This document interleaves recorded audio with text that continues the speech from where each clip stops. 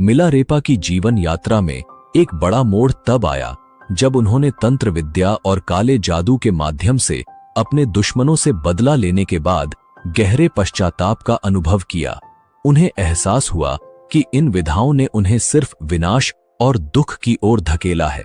अब उनके मन में आत्मिक मुक्ति और शांति की चाह जागृत हुई।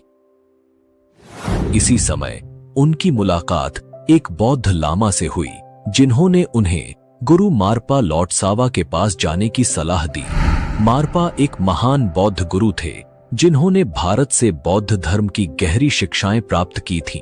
तिब्बत में उन्हें एक अनुवादक के रूप में भी जाना जाता था, क्योंकि उन्होंने बौद्ध धर्म के महत्वपूर्ण ग्रंथों का अनुवाद किया था। जब मिलारेपा गुरु मारपा के गांव पहुंचे तो वहां बच्चों से उनकी मुलाकात हुई। उन्होंने बच्चों से पूछा, मारपा अनुवादक कहाँ हैं? एक बच्चे ने जवाब दिया, मेरे साथ आओ, मैं तुम्हें उनसे मिलवाता हूँ। बच्चा उन्हें एक खेत में ले गया जहां एक साधारण किसान जमीन जोत रहा था। मिलारेपा को यह समझ नहीं आया कि वही किसान दरअसल गुरु मारपा थे। गुरु ने मिलारेपा को देसी शराब दी और कहा, इसे पी लो और फिर खेत जोतने का काम करो। बिना सवाल किए मिलारेपा ने गुरु की बात मानी। काम पूरा करने के बाद जब बच्चे ने बताया कि यह व्यक्ति ही गुरु मारपा थे, तो मिलारेपा को भारी आश्चर्य हुआ। उन्होंने गुरु के चरणों में गिरकर अपने पाप, पछतावा और आत्मिक मुक्ति की इच्छा व्यक्त की। लेकिन गुरु मारपा ने उन्हें तुरंत कोई शिक्षा देने के बजाय कठिन परीक्षाओं से गुजारा। मिलारेपा ने झुककर मारपा से कहा, मैं आपसे धर्म की दीक्षा चाहता हूं।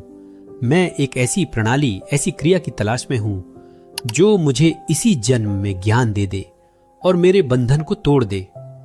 मैं अगले जन्म के फेर में नहीं पड़ना चाहता हूं।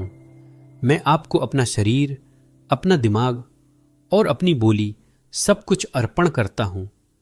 कृपया इसके बदले में मुझे खाना, कपड़े और ज्ञान दे। यह वाकई एक खूबसूरत बात थी। अक्सर लोग गुरु के पास जाकर कहते हैं कि वे अपनी आत्मा समर्पित करते हैं, लेकिन असल में ये एक भूल है। जो चीज आपकी है ही नहीं, उसे देना बहुत ही आसान है। उसे कह देना कि मैं आपको आत्मा देता हूं, कितना सरल है। लेकिन जो आपके पास सच में है, आपका शरीर, आपका दिमाग और आपकी बोली, उसे समर्पित करना, ये एक बहुत बड़ा कदम है। मारपा ने ध्यान से मिलारेपा की बात सुनी, फिर बोले, तुम अपना शरीर